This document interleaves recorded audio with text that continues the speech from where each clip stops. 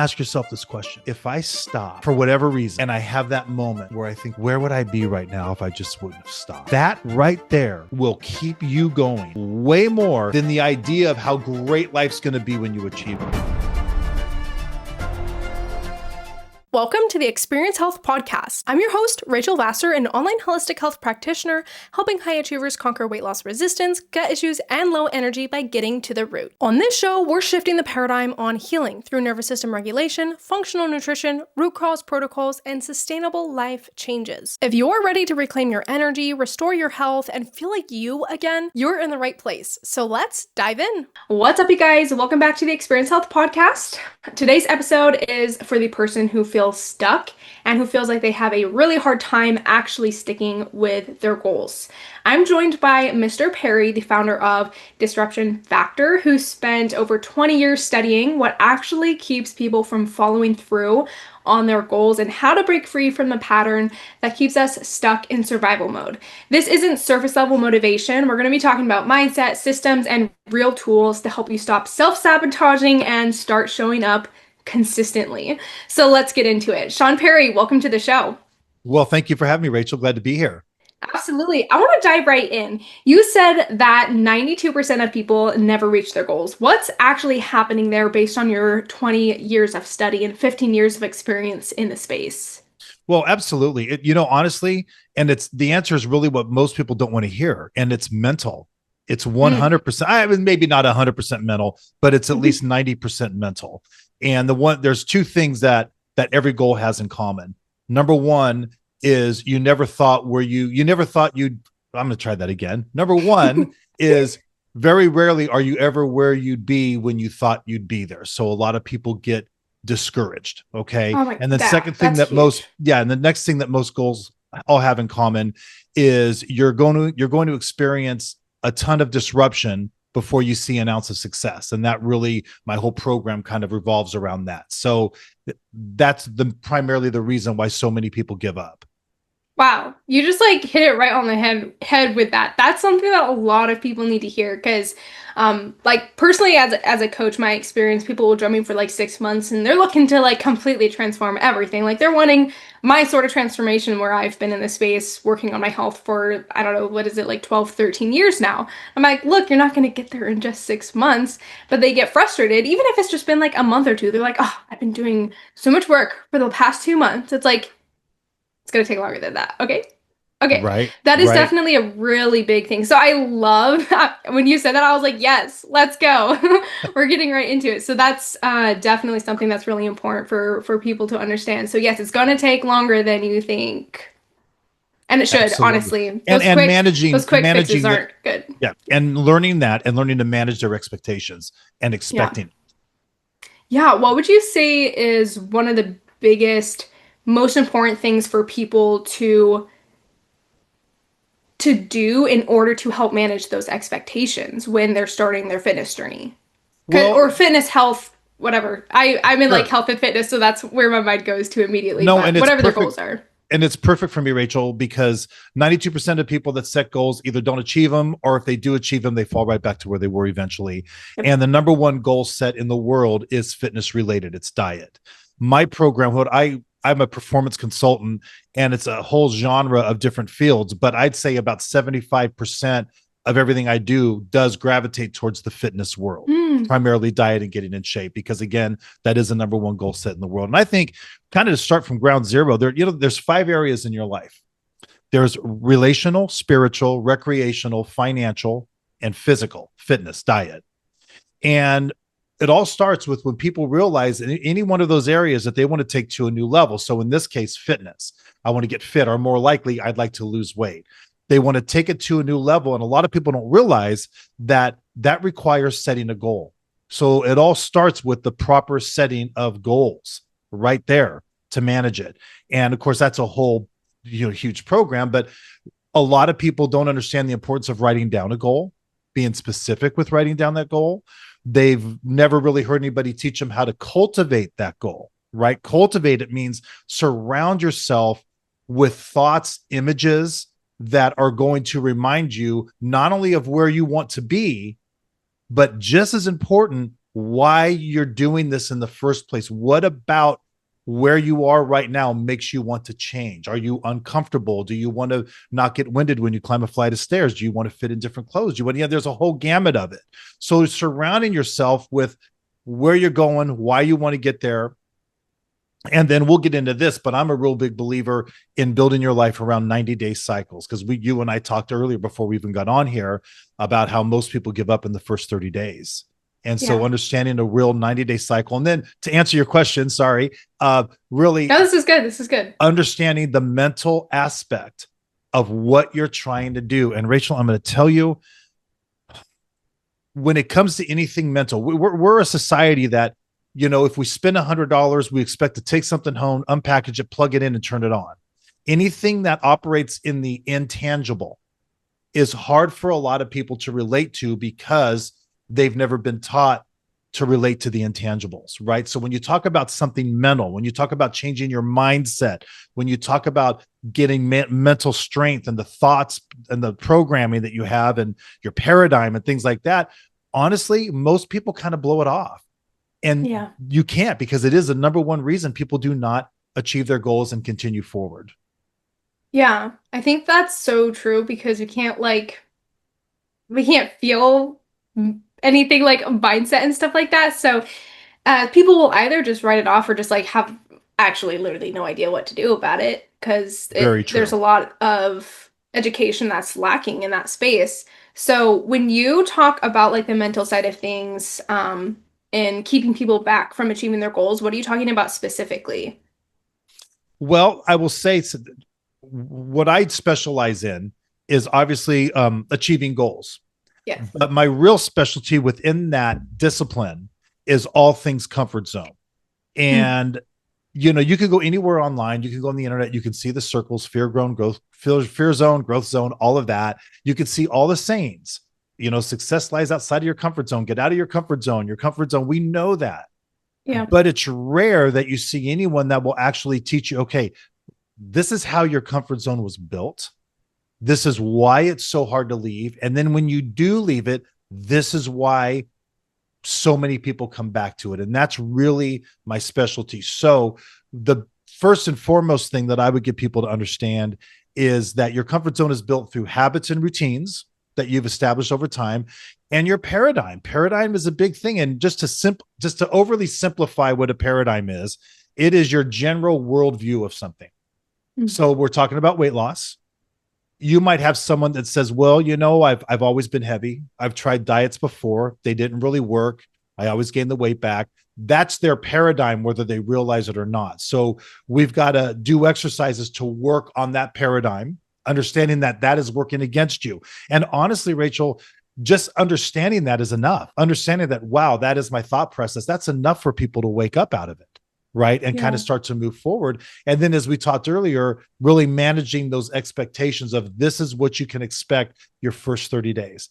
This is what you can expect your second 30 days. Work in a 90-day cycle. And I'll hold off right there because I'm talking a little too much. So No, no, no, you're good. You're totally good.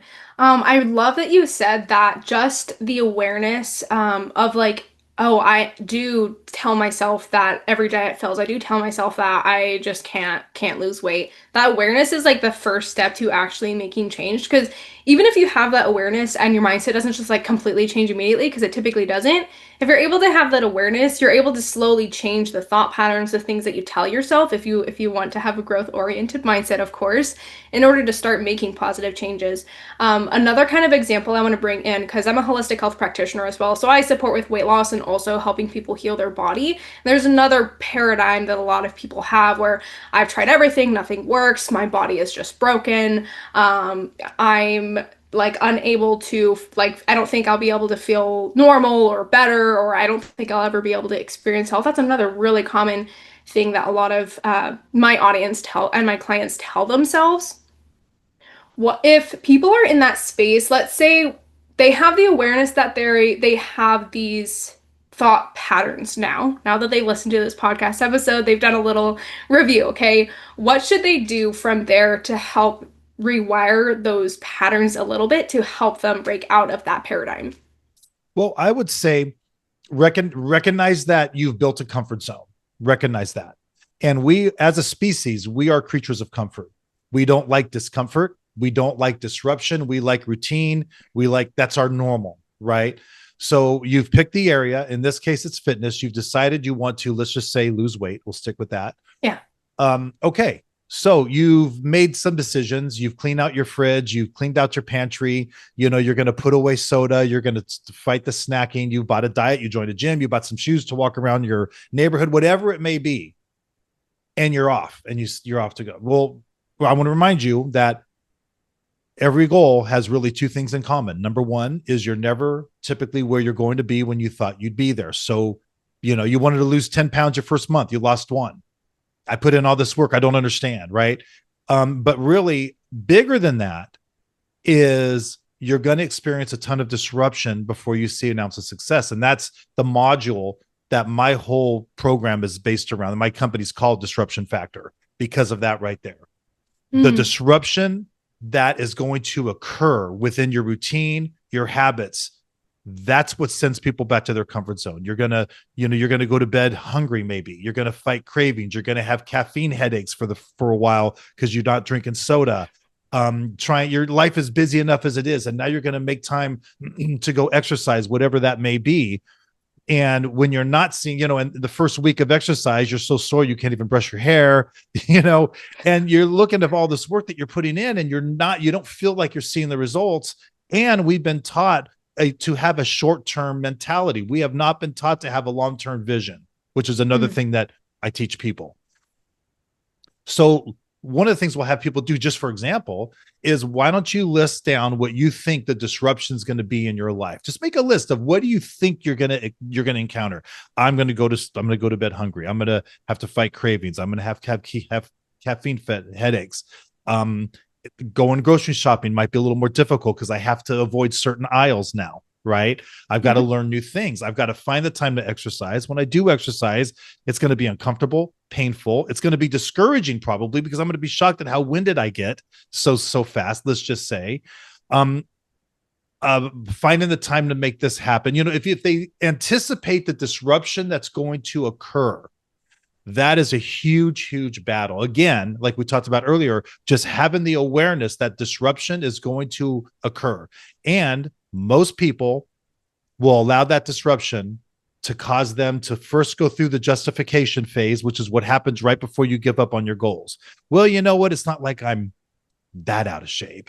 It's not like, I can't get off the couch. They start justifying where they're at right before they give up. So just the awareness of those two things, probably not going to be where you want to be when you thought you'd be there, and anticipating the disruption that's going to occur because there's going to be a lot of it before you start seeing some real results. Yeah, that's amazing. I love that you mentioned like making a list of some disruptions that can happen because that can help you prepare on what you're gonna do when it does happen. So it's not like I'm just gonna like have this hamburger right before I go to sleep because I'm hungry, right? Because you can justify it if you didn't plan ahead for it. A lot easier, at least. So I think that's really important, for sure. Yeah. And another, if you don't mind, one other thing I would throw on top of that is I have people do an exercise where you identify your particular character traits that will keep you stuck in your comfort zone, or more importantly, keep you from doing what you need to do. Okay. So I use myself as an example. There's 4 character traits about me that I've had to fight my entire life. Okay. One is I'm a natural procrastinator. I'm not lazy, but I will always put off. That's just how I'm built, right? Number 2 is I have an intense fear of rejection. So I got into business that required sales, prospecting, things like that, right? And I have an intense fear of rejection, which is why I wasn't very successful in my first couple of years. A third is I care way too much about what other people may think about me and what I'm doing, way too much. And then lastly, I'm very easily distracted. I have a little ADD going on my entire life, and I can get up to go do something and get halfway there and divert and forget what I was doing in the first place. So those 4 things are my 4 character traits that anytime I've attempted to take one of those areas of my life to another level, I've had to get past that. So getting people to understand. So as you embark on this goal, what do you think your character traits are that could hold you back? Are you a procrastinator? Are you lazy? Do you have a fear of, I had a person recently tell me that their biggest fear to try to attempt something is, what if they give it their all and they don't make it and they don't achieve it? How are they going to live with themselves? How are they going to feel about themselves? And that kept them from giving it their all. So there's a lot in that to identify, like, what are your character traits that you think keep you stuck in your comfort zone, and more importantly, keep you from doing what you need to do to go achieve this goal. Hmm. What do you do past, like, once people have identified that they have those characteristics that might hold them back from achieving their goal? How do you help them work through that in order to utilize it, or I guess like change it a little bit? I don't know what word I'm quite looking for here to help them actually move forward and achieve their goal. Well, the interesting thing about it is there's not much really to do, believe it or Okay. not. For most people, it's just the fact that this is the first time in their life that they've become aware of this. Oh my gosh, I Hmm. didn't even realize. You're right. I'm right. I am a procrastinator, right? So then, by identifying that, okay, and now you're going to create this action plan to go achieve your goal, whether it's buy a diet, get a trainer, follow a system, whatever it might be. Understanding that when you get hit with those character traits, when they kick in, like, you have those days going, well, I've had a long day, tomorrow I'll get, oh, there's that procrastination. Just understanding there's the mental aspect, understanding that at that moment right there, most people would not do it.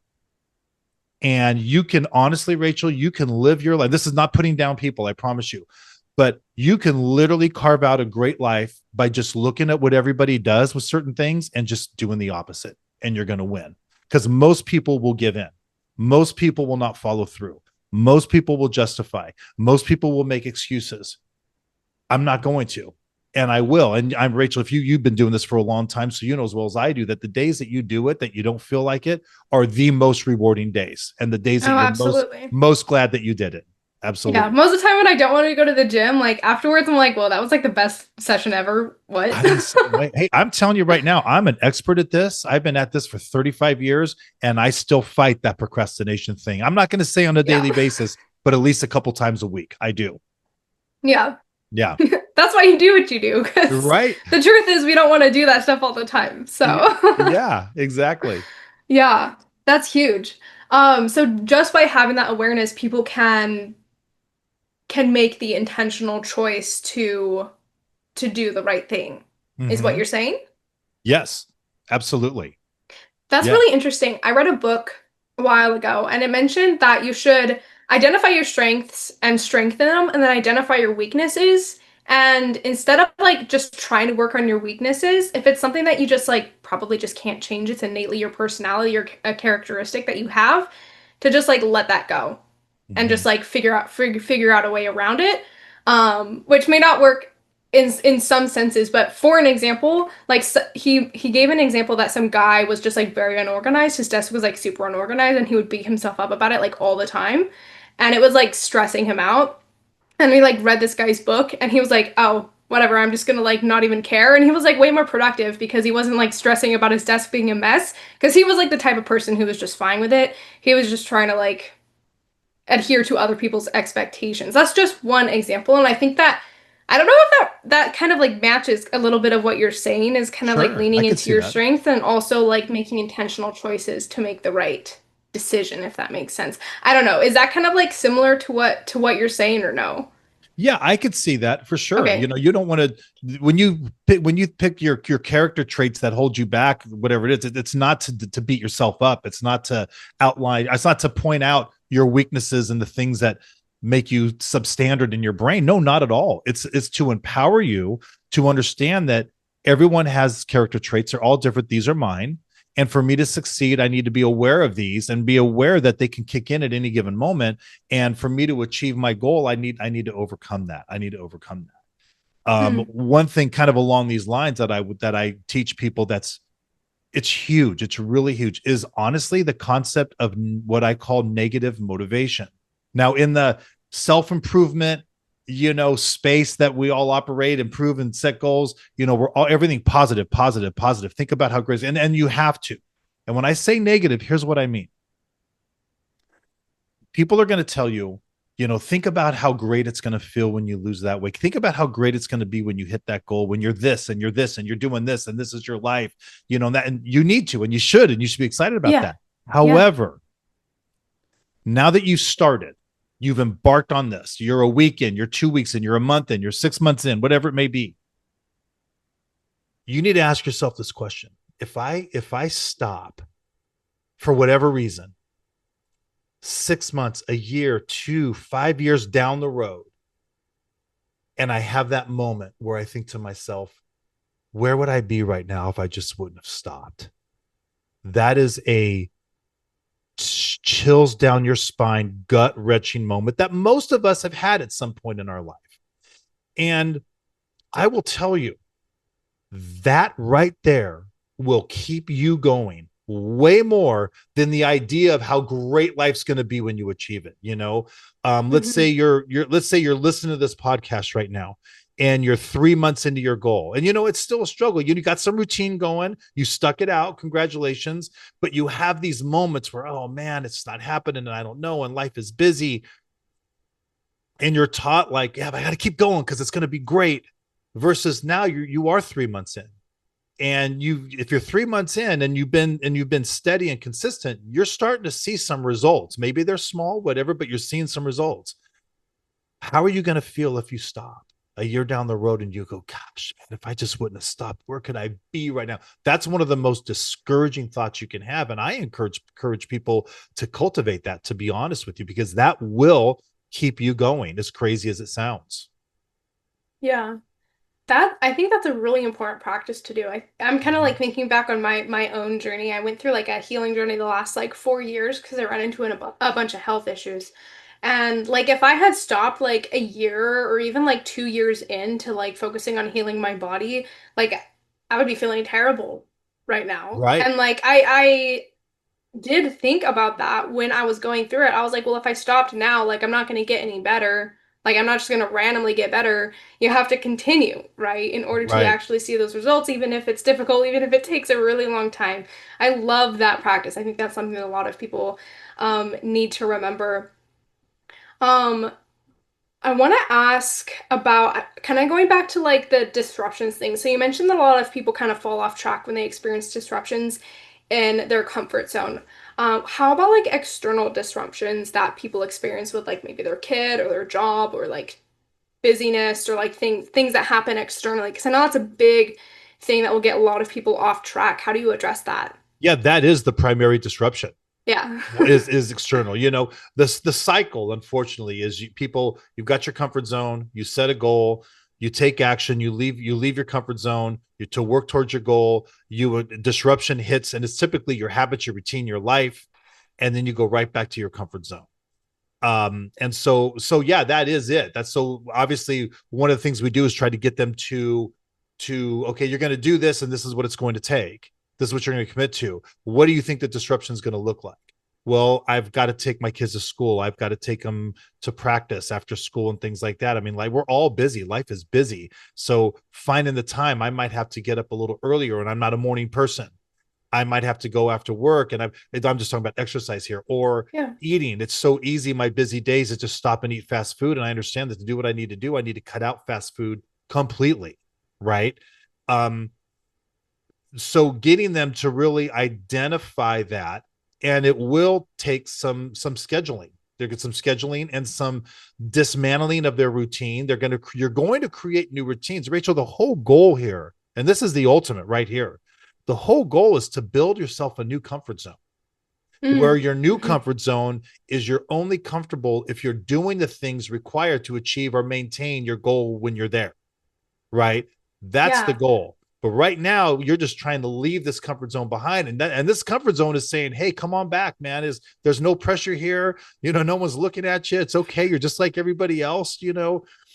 And so, again, just identifying, doing your best, and to recognize when that disruption hits. Recognize, like, oh, this is one of those moments where I said I was going to go to this class after work today, and sure enough, I had a really bad day. I'm tired. I have a headache. My house is a mess. and that's the time that you actually need to go. It's one of the things we teach is the times that you don't want to are actually the time that it's most important to. You're going to feel the best about it. So getting them, as you can see, the whole kind of concept here is getting people to become aware of certain things and be able to identify it when it happens, if that makes sense. Right? Yeah. This is disruption. This is one of those days. I don't feel like it. We never feel like it half the time. I don't feel like it.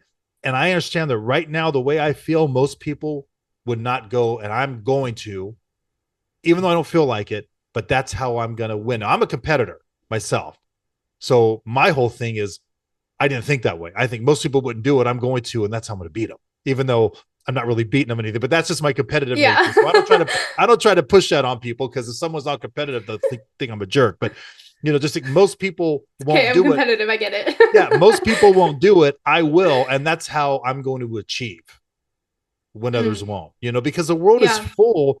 The world is full of great starters, but there's very few finishers, and the whole goal is to become a finisher. And 90% of the time, plus, it's mental. What we're talking about here today. Okay. So the biggest thing that we're talking about here is getting people out of their current comfort zone to a new comfort zone that helps support their goals. Because obviously their goals are going to take longer than 30 days, 90 days, 6 months, most likely, right? Most like likely, all the yes. time. And so what are some of the, let me see how I can phrase this question. What are some of the things? Actually, no, Mike, the question that I want to make is, in your experience, you've been in this space, you've been like specifically studying it for about 20 years. On average, how long, like if people want to like have a time frame in mind, if we're just talking about a weight loss goal, how long on average does it take for them to get out of that current comfort zone and build that new comfort zone if they stay consistent with it and follow like all the things that we've talked about so far? I really believe it could happen in their first 90 days. 90 days? Okay. Yeah, where they're starting, because what happens is I have a whole module in my system that talks about building your life in 90-day cycles. And in a real condensed nutshell, the first 30 days is when most of the disruption is going to hit. It's where you're going to hit with nothing but disruption. You're going to be uncomfortable. It's new, maybe a little painful depending on what you're doing. And you're not going to see many results. You're just not your first 30 days typically, right? And you probably shouldn't either. Exactly. If you're doing it in a sustainable way. And understanding that most people that give up in their first 30 days. So it's like, let's get past the second 30 days. It's going to become a little bit easier. It's going to become a little bit more routine, which is nice, right? And the results will continue to creep. By the end of the last 30 days, the 90 days, and the whole goal of a 90-day cycle is not to change your life completely, because you're probably not going to, but it's just to move that area of your life forward. At the end of 90 days, you can look back and say, look, I was there, now I'm here. You moved it forward. By the end of that 90 days, if you've been consistent and you stayed on it, what will happen is it will now be more than just become routine, if you will. That new comfort zone, because by the end of 90 days, you definitely have now seen some results. You've seen something. And you know how it is when you start to see that first success, that win, those results, man, all of a sudden that lights you up. You're excited. When you have that first moment, whether it's on a scale, in the mirror, trying on clothes, anything, where that first moment where you're like, oh my gosh, it's working. That right there is when all the coaches can back off, because then you're just going to go. There's no way you're going to stop now, typically. I mean, it does happen, but getting those first wins is huge mentally. And that's going to happen by the end of those first 90 days if you're consistent. So the things that were difficult to do 90 days ago are now not only pretty easy, but routine. Like, honey, it's Wednesday. I go to my class on Wednesday night now. You guys know that. You see what I mean? Versus the first 30 days, it's like, well, I'm supposed to go to this class, but all right, I'll stay home help you with your homework, right? Something like that. Now you're just going. So again, I think you can start building that new comfort zone within your first 90 days if you're consistent. It doesn't mean you've reached your goal in the first 90 days, right? But it means that it's going to become easier. I really believe that if people can get past the first 90 days, and as you said, they're consistent, right off the bat, they put themselves in the top probably 15-20% of people that set out to achieve goals. Yeah, I would agree with that. By now. Yeah. Yeah. Mhm. What do you think of the cons? Actually, the first question I want to ask, in relation to that is, what do you think of the concept of like it takes 30 days to build a habit? And I know people throw that around like all the time. What are your thoughts on that? I think it takes longer than 30 days. I think 90 days is more realistic, but um, if you can do that consistent for the first 30 days, I would definitely count that as a big win because as you Yeah. know, most people would stop. I don't think the habit has been completely established yet, but your routine has changed. Yeah. So there's a difference between a routine and a habit. I think you Mm, can have a change in your routine and be comfortable with it and make it kind of this is my new routine for the most part within 30 days, but it being a habit, not for probably at least 90, sometimes even 180, because a habit's a big thing. A yeah. habit Yeah, is definitely. A something habit that, is like something that like you do like automatically, and it's more difficult to not do than it is to do it, yeah. usually, is how a And habit works. you'll know when you're starting to build a new comfort zone when something happens to you and you're not able to do what you need to do and you're uncomfortable. That happened to me. Yeah. I'm 57 years old and I spent my entire decade of my 40s doing it was Atkins diet. Now I guess it's kind of keto diet, right? I didn't exercise. I've always been in shape and everything kind of. But when I was in my 40s, I didn't go to the gym or anything. I just kept, I gained weight. I gained about 20 pounds. I would do the high protein, low carb diet. I would drop to 20 pounds. And then about a year later, I kept doing that, knowing this Mm, entire time that that's not healthy. I shouldn't be doing it, but it was my cheater way of doing it. Last time I did it, um, because doing that not only burns fat but it burns muscle as well. Well, the last time I did that, I looked gaunt. I mean, I'm a 6'2" kind of a big guy, and I looked awful, and I was about 50. This was 7 years ago, and I was just like, okay, I can't do this anymore. So I just didn't do anything, and it was 4 years ago. I've that for myself, I was pretty husky. I've never gotten say fat or anything, but I was big for me, and I was just done. I woke up one day and I went to the gym just 4 years ago, and so it was tough. In fact, it was during that time at the gym that when I realized that, oh my gosh, I've got to practice what I've been preaching for the last 20 years because I'm going through this. I don't want to go and I'm painful and this sucks and I'm not seeing the results and starting to justify. I'm all of a sudden I'm like, I got to be my own student again. yeah. It's like, And oh I shoot, started I gotta do it. and I've already been teaching this for years outside of my business. I'm retired for the most part from my business that I built. Um, but that really, my experience is really what caused me and my team of people to go, we need to create this in a disruption factor and actually package this and really take it to the people because it works. But anyway, my whole point is I was about 6 months into it, 7 months into it, my workout journey, and I was very regimented. And I went travel. I went to Nashville for the CMA Fest and I was about 5 days gone and I hadn't worked out for 5 days. And all of a sudden I'm finding myself, I'm a little grumpy. I'm a little agitated. I'm like, what's wrong with me? And I realized that I'm not really happy because I've gone 5 days now without doing anything fitness related. And that's when I got excited because I knew at that moment that I had won. Now it's not a matter of Yeah. if, it's a matter of when, because now I'm not content unless I'm consistently doing something involving my exercise, workout, gym. So when you start getting to that point with whatever goal you have, where if you go days, whether it's travel or something's going on or an illness or something, where you're not able to do what you need to do to achieve, maintain your goal, whatever it is, and you find yourself getting a little agitated by it, that is a great sign. That means that you're building a new comfort zone, and it's awesome. It really is. Yeah. Yeah. Yeah. That's huge.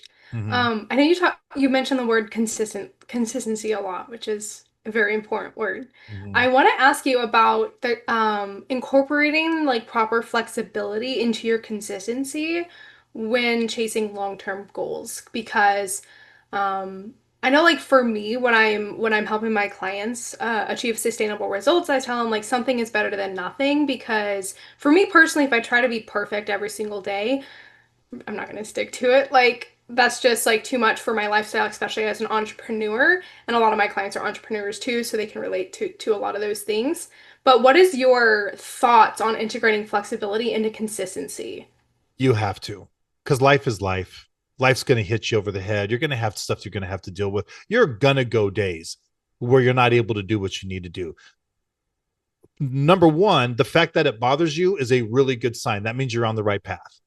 Number two, don't beat yourself up over it, because it is a long-term goal. You Yeah. are okay.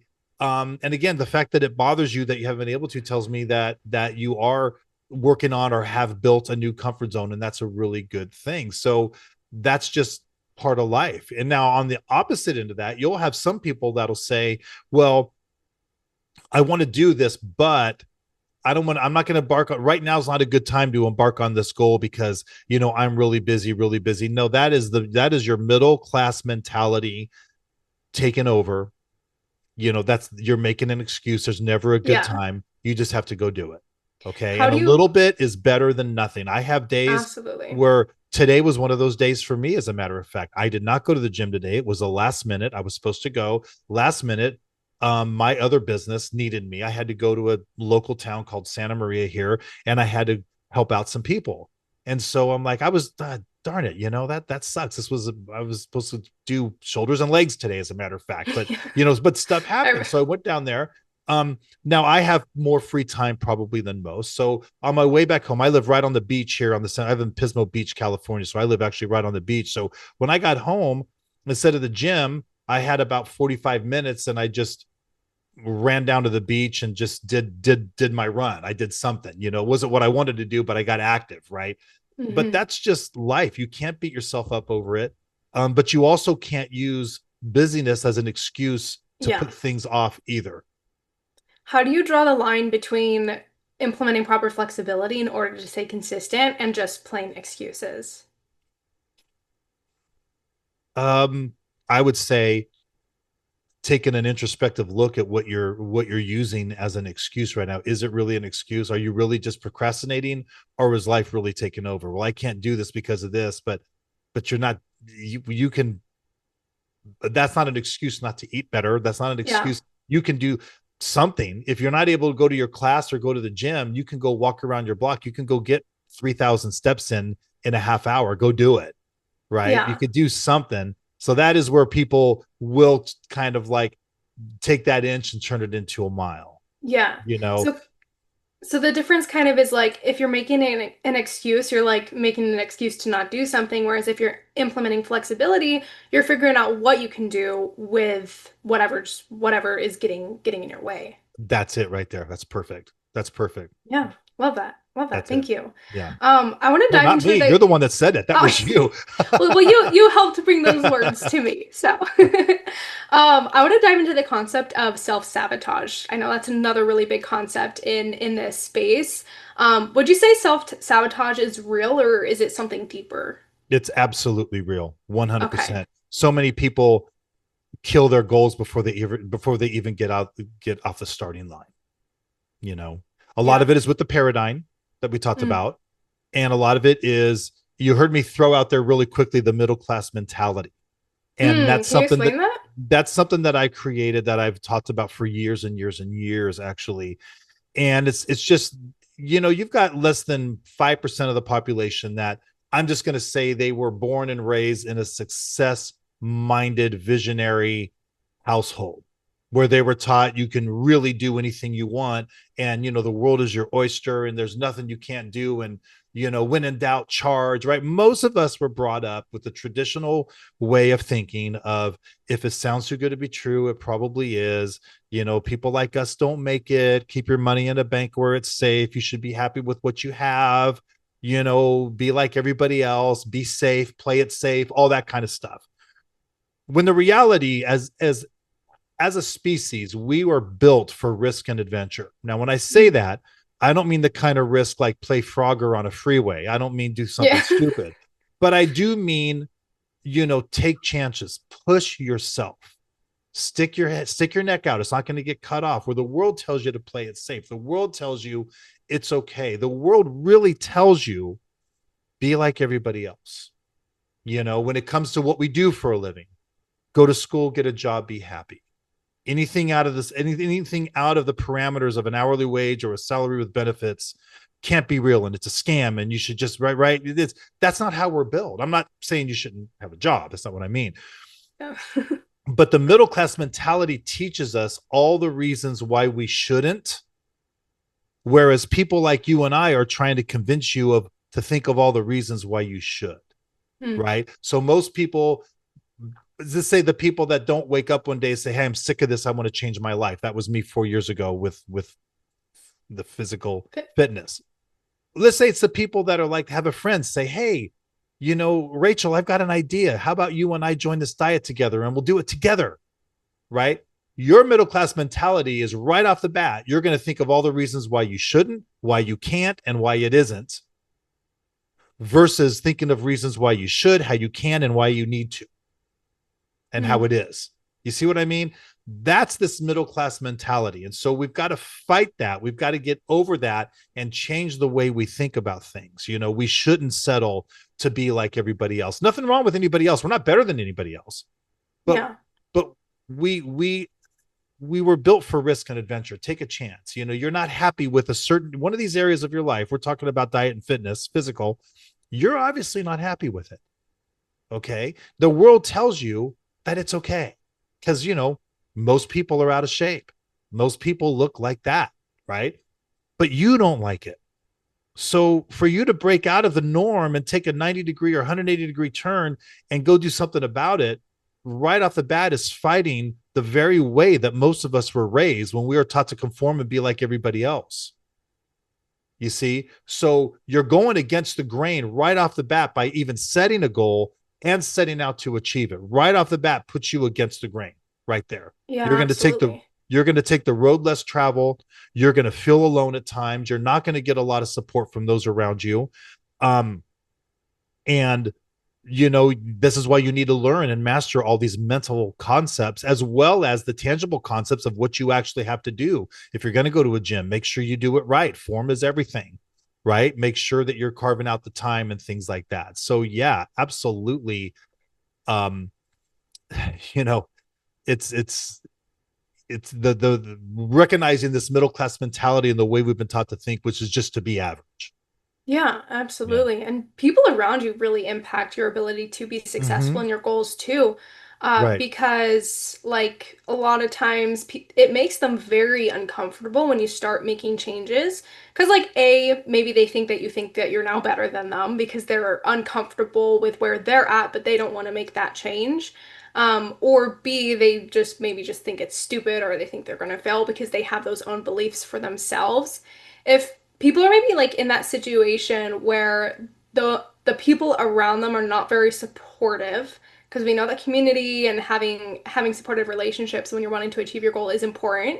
What would you say would be an important thing for those people to do? Again, I know you mentioned you're going to be lonely. I mean, I get that 100% as an entrepreneur and also a person in the health space. A lot of times people just don't understand why you're doing what you're doing, and it can get very lonely. But how would you suggest people make positive choices to help surround themselves with people who will actually help them support and reach their goals? Yeah, absolutely. That's a great question. We've been talking about awareness a lot. It's a very big because it's important. Number one, become aware of what you just said because it's a fact. Not a lot of people around you that you would expect to support you and encourage you are going to support and encourage you. And you're right about the two things you said, but there's another thing. A lot of things, our subconscious mind rules all. Mm. And if you and I are great friends and we're both out of shape and we have the same lives, same everything. And one day you show up and you're like, I want to change my life. I'm maybe not going to say that, but you're like, I've decided I'm going to do this and I'm going to do this. I'm going to embark on this and this is why I'm going to do it. In a split millisecond through my subconscious brain, I have this thought. If she achieves that, how am I going to feel about myself knowing that I'm not willing to do what she does? I'm not going to feel very good about myself. So it'd be great if she doesn't achieve that. Nothing against her, but I really rather just remain like me. Right. Mm. That thought goes in a subconscious level in a split second. Yeah. So don't be surprised if they're going to be like, well, you've tried those things before. Are you sure? I don't know. That's a lot of work. You're pretty busy. They're not putting you down. But then when you start, where you really going to feel it is, you're eating healthier. You're drinking alcohol less, right? You're making better choices as far as what you put in your body and things like that. So you're at a function, you're at a Super Bowl party, you're at something like that. And you're not eating the stuff that everyone is eating, or you're just not doing this. And you do this comment from a friend going, oh, that's right, I forgot, you're Hmm. you're Rachel, the health girl now. Oh, I forgot, and it's easy. That stuff's going to happen to you. Yeah. So Oh just yeah. recognizing it. Now, what do you do about it? Well, Mm. it's important that you surround yourself with, you create your own environment. So we live in a great time right now where you can find good podcasts like yours, for example, that subscribe to, listen to, put that stuff in your ear, turn your car into a classroom. If you're driving to work, at least 3 4 days a week, I think you should do it every day, but let's be realistic here. At least 3 or 4 days a week, turn your car into a classroom. Find a handful of good podcasts of people that are talking the language that you need to hear, that are goal achievers, things like that, and listen to those in the car. Listen, you're captive in that car for your trip to work or whatever it is. So use it as a classroom. Learn. You got to keep feeding yourself, surrounding yourself with that. Social media, follow people, good people like that, that are talking about Train your things. algorithm. Yeah, create that. Yep. Exactly. So surrounded, it's such a great time. You couldn't do this 20 years ago. Now you can find great podcasts of people that are talking about the stuff that, like you and I are talking about, to reinforce what you're doing and remind yourself that you're on the right path, and keep yourself going. So you've got your external environment that you cannot control, which is those around you and their support or lack thereof. But you've got your internal environment, your little bubble that you can control with what you are exposing yourself to. Hmm. Right. That's on a tangible level. That's probably the number one thing you can do, I think. Yeah, I think that's definitely something that's really important. Let's say there's this individual who like loves community, loves having people around them, but maybe the people around them are not comfortable with the change that they're wanting to make. What would you suggest to those people? Well, you have two choices. One, just suck it up and don't let it get to you. Or two, if the saying, if you can't change the people around you, then change the people around you. Now, I've never subscribed to the fact that you need to cut them out of your life. No, that's, come Hmm. on, they're your friends, they're your family, Yeah, you love family. these people, you're not going to It's cut them out usually of your like the life. people closest to you, like your parents or your Yeah, siblings or like best friends that tend to be resistive because they have their own like what was the word that we were using before? Paradigm of what they yeah. understand. And if you're trying to break Mm-hmm. out of that paradigm, it's uncomfortable for them. So it's not like them trying to be bad family members or friends. It's just because that's making them uncomfortable. But anyway, Right. continue on. Yeah, no, I would say just understand where they're coming from, Yeah. accept where they're coming from. You understand it. I know why. I know that you're not, you're not mad at me, you don't dislike me. This is just how it is because you understand this Hmm. stuff. But you also can go out and cultivate another group of friends as well, right? If you're doing something, you go to a gym, you end up meeting people, right? You get on people, you get invites, things like this. So you can build another group of friends. You can build another environment of people you hang out on other times that are more like-minded. I don't ever think you should cut. Now, look, if I've had friends, they're not family, they're just friends who were absolute jerks when I started my business at 21 years old. I was a pariah. My own dad almost didn't even talk to me for a while because they couldn't believe I was quitting my job to try some business, right? And I had, That definitely must have been like really intense back then too. It's a little bit more normalized now, but yeah, it was tough. Now I had understood my dad was just, he loved me and didn't want to see me get hurt. I get that yeah. completely. And a lot of my friends didn't understand it. So it was okay. But I had a few friends that were just flat jerks and I just cut them out. I mean, some of them, there might be some people you just need to not be around as much because they're just jerks. They're just, they're Yeah. they're literally outwardly consciously trying to sabotage you and cause you to fail because they're just Yeah. jerks. So anyway, but besides that, I would really work on surrounding yourself with people, with like-minded individuals as well. And you can do that. You can easily do that. People you have coffee with, people you hang out with here and there, people you do stuff with. It is important. And it's not Yeah. hard to do because once you break out and you start doing whatever, you're gonna meet people. Yeah. You're gonna find yourself You'll around people start that are like you'll you. start attracting like-minded Attracting. individuals like automatically. Yeah. Absolutely attracting. That's the word right there. Absolutely.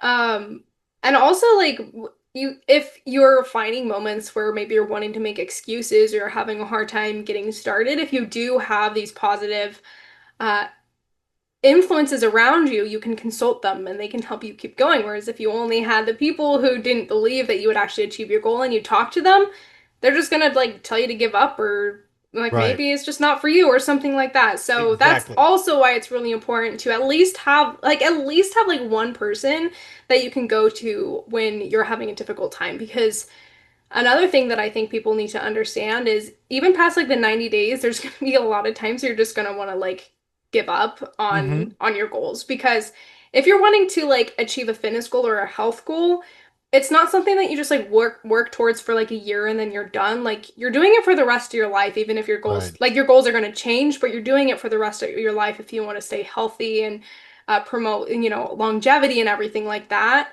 And there's going to be a lot of periods of times where you don't want to continue. So having at least one person who knows why you're doing it and believes in you is definitely really important. Would you agree? I would totally agree. Yeah, because life does happen. You might get sick and be just down for the count for 30 days. And man, coming out of that and finding the motivation to get back on it is not easy to do. Or you might have a loved one that you have to tend to. Life happens. There's going to be stuff that's going to happen that's going to take you out for a while, right? But you're right. It is a lifestyle. It's a lifestyle, right? You're Absolutely. always going to. It's one thing to achieve it. Now you've got to maintain it. Let's just say, right? Like Um, once you lose 30 pounds, let's say, like what are you gonna do? Just like stop doing what you're doing? Because you're just yeah, gonna gain the weight right back, no, right? You gotta exactly. continue with that new comfort zone in order to maintain that weight. Hmm. Obviously, don't stay in a deficit the rest of your life. Please don't do Yeah, and that. if you Like find that's not gonna yourself be good, but Yeah. And if you find yourself reverting back, just think of that negative motivation. How am I going to feel a year from now if I relent and I look back and going like, man, I lost those 30 pounds. Now I gained it back. How are you going to feel yeah, about yourself? That it's rough, and it's just a mindset. You've got some things that we teach people, you know, if you're on your game, like if you're consistent, you have off days here, but for the most part, you're staying on your routine. You just need to put this thought in your head where you need to remind yourself, look, I'm not where I want to be, but thankfully I'm not where I used to be. And yeah, that's the whole goal. That's the whole goal. absolutely. Don't compare, well, I don't look like her. I don't look like him. Well, he's been at it for a lot longer than you, Yeah, yeah. and I'll have also, people be like, I want to look like this girl on Instagram. I'm like, she's been working out for like 20 years. yeah. And not only that, Like, but if you're over 40 or much less over 50, guess what? He hasn't had a sip of alcohol in 6 months. You still drink on the weekends. That's a big deal, man. It's a big, big deal. You're not going to be that anytime soon if you keep doing stuff like that, if you want to look like that. So managing your expectations. absolutely. Yeah. I'm a musician, and so I play music in a local band. And Oh, so that's cool. yeah, it's fun, but here's a realistic. I'm at about 17% body fat. I'd love to get it down to 12. I would. But realistically, it's probably not going to happen because when I play, I usually do sip on something, right? So I do sip on alcohol on the weekends. And I do know that if I cut out alcohol completely in my life, even for 90 days, I would see a drastic improvement in my body fat percentage, especially at my age. And would like to do that. But I know guys at the gym that are my age that look better than me that don't drink. And I don't sit there and go, why don't I look like them? I know one of the reasons I don't look like them, Yeah. right? Because it's hard not to play music and not sip on something, Yeah. right? So managing that expectation. You've accepted like the compromises that you've made. Yes, you Yeah. manage that expectation. So what I Mm. do is I make sure I don't drink alcohol during the week. That's how I do it. I don't Yeah. drink at home. Nothing. And that's just weird. That may be weird for your podcast, right? But I'm just saying that it's important to manage your expectations. How are you going to look like that person when she goes to the gym 6 days a week and you're able to get there 3? I'm not going to say only 3 because Yeah. 3 is better than what you used to do. And if you're achieving your goal, then it's okay. So just don't Two is compare. better than nothing. Yes, don't compare. Play your Yeah. own game and Yeah. just remind yourself if you're staying on it, maybe you're not where you want to be, but man, thankfully you're not where you used to be. Look at what you're doing right now. Yes, Yeah. absolutely. I kind of want you to speak a little bit more to your personal experience. I know you said you mentioned you like started your fitness journey about like 4 years ago. 4 years into your fitness journey is a lot more than a lot of people have gotten. What would you say are like at least like one thing or a few things that have helped you stick to it the most specifically that maybe we haven't mentioned yet? Um, I think we kind of mentioned most of them. I think the thing that's kept me going the most is that negative motivation. knowing that Mm, if I stop, I'm going to really be mad at myself in the future. yeah. I just can't stop. Then obviously I have seen results. I haven't like Hmm. transformed my body, but I've put on muscle for me, and I do look different. And I like the way that I look compared to what I used to look. So seeing that success and the results obviously inspires you to keep going. Absolutely. Um, but one of the things that really keeps you going is there's almost no limit to what you can do. So you've got someone that first wants to lose 30 pounds, and then they lose the 30 pounds, and next thing you know what, they want to get in better cardio shape, so they start running, and the next thing you know, they're going to run a half marathon, and next thing you know, they're, look at them go, they just ran their first marathon. There's almost always something more to do. And this is any goal in any area Hmm. of your life. When you start seeing success, you think, I would just be happy if I started a business and made $10,000 a month. Well, then when you make $10,000 a month, you're not greedy. It's just human nature to push yourself. Like, well, gosh, if I can make 10, I can make 15. You're very rarely are you ever going to just get content and say, I did it. I did it. No, you're going to typically push yourself more. So that's exciting. And that's obviously has happened to me. It was just I want to wear a size smaller pants, and then it turned into like, I think I want to build some muscle. I don't want to be all buffed, but I'd like to at least look lean and athletic. And then it became, I want to burn some body fat. And so there's that's the kind of stuff that Kind of keeps me develops as going. you go. And to be honest with me is, I don't want to look like a typical 57-year-old. I just don't. I mean, I go anywhere, I look around, and most people my age are completely really out of shape. I just don't want to be that. I'm no better than them by any means. Most I people in just general are now. Yeah, I Like just don't 40% want to of look kids like are that. obese. Yeah, I Like, just don't want to be like most people. And I've kind of lived yeah, my whole life as a contrarian like that. yeah, I just don't want to be like most people. That's all. That's good enough for them, but not for me. So I just push myself. yeah, yeah. I want to ask a little bit of a challenging question to see what you say, what Sure. you say to it. What is one thing that most people think they need to succeed that they actually don't? Um, Time. Mm. They think they don't have enough time. They Mm. think they can't squeeze it into their schedule. They think it's That going to was be a good answer, Yeah. actually. I had no idea what you were going to answer to that, but that was good. It's the biggest excuse there is I Yeah. don't have enough time for any area of your life, any of your goals. um that's the biggest thing. They think, well, I need more time to do that. You don't understand my schedule. You don't understand I've got kids, and you don't understand my work schedule and everything. No, I do, but I also know that if I was a fly on the wall that followed you around and looked at how much time you're sitting in front of a TV or on your phone with a screen in front of your face, or drinking beer with your buddies on the weekend or whatever, you could do it. Maybe you're not going to go, run a marathon in a year, right? But you could do it. So I would say time. They think they need more time, and they don't. They Don't need don't. more time. We need better time management. Time management. And let's be real here. I mean, you want to start losing weight, just start walking. Seriously, get it. Walking is so Just go underrated. walk. You can't Oh tell me my that you can't gosh. get home at some point and walk around your block a couple times or do something. I mean, Hmm. even if you got in with what you do during the day, getting in 10,000 steps is not impossible for most people. Unless they're sitting at a desk all day, obviously, then that's going to be a little bit Get a sit more stand desk and challenging. get a treadmill. Yeah, there's ways you could do, Yep. but so I would say time. That would be my Yeah, answer. absolutely. I really like that answer. What was I gonna say? Oh yeah, I was gonna say you mentioned like walking. If you do anything, it's funny because a lot of people when they like travel to Europe or Japan, you know how they like walk around a lot? They're like, "Oh yeah, no, Yeah, I ate like whatever I wanted and I lost weight. It's because of the food." Like, well, calorie is like you're typically eating, probably the same or even more amount of calories, but you're getting like 20,000 steps. right. And they Yeah. completely underestimate how much that affects your weight and fat loss results. Oh, Like it's you're getting a huge. lot of steps in, okay? That's what's going on here. Yeah, that was us. I just took my 21 and my 19-year-old to Italy for a week, and my daughter said the exact same thing. Dad, we're eating so much, and mom, my jewelry's, my bracelets, my everything's falling off. Like, I go, yeah, well, look at your step count. We walked 19,500 steps yesterday. That's what happens. Yeah. That's significantly higher than what we typically get. And like, sure, Right. okay, food quality could be better. Like, I guess like their flour is better in Italy. Sure, Yeah. maybe you like Right. get less inflammation from the food that you're eating, but still, I would definitely equate it mostly to the amount of steps that you're getting when you're in those spaces. So yeah. Sure. Awesome. Well, we're a little bit over on this podcast episode today, so I want to wrap it up with a few questions for the audience here. Go for If it. someone is listening to this podcast episode who resonates a lot with stuck in a paradigm where they feel like they've tried everything and nothing works, they've tried all the diets, they're not able to lose weight, what would you say to them? I would say, don't give up. Don't give up. Um,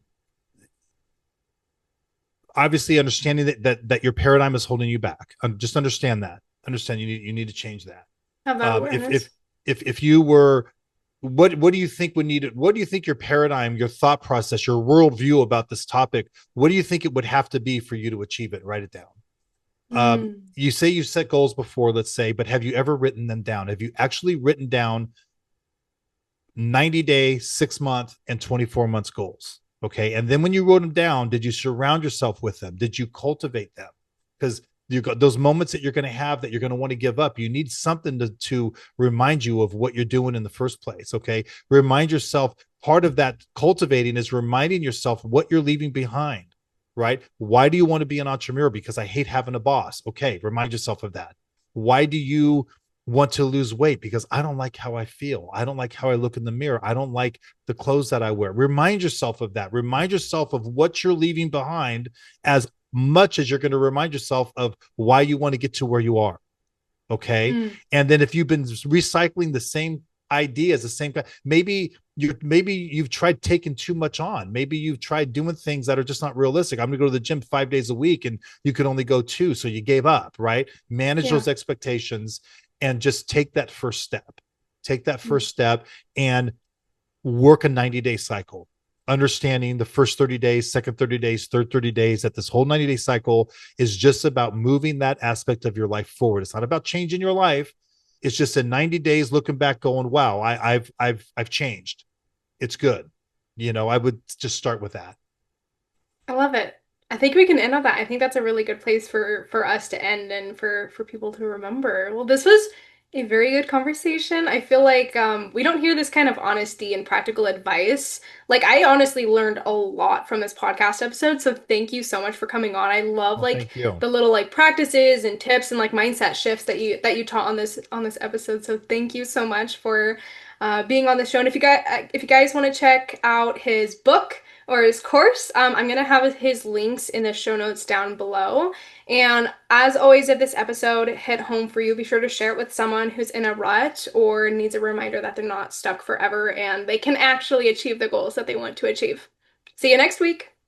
Thanks for having me. Absolutely. Thanks for listening to another episode of the Experience Health Podcast. If you enjoyed this episode, be sure to follow for more. If you have a question, feel free to shoot me a DM on my Instagram at healthbyrachel with 2 A's. Until next time.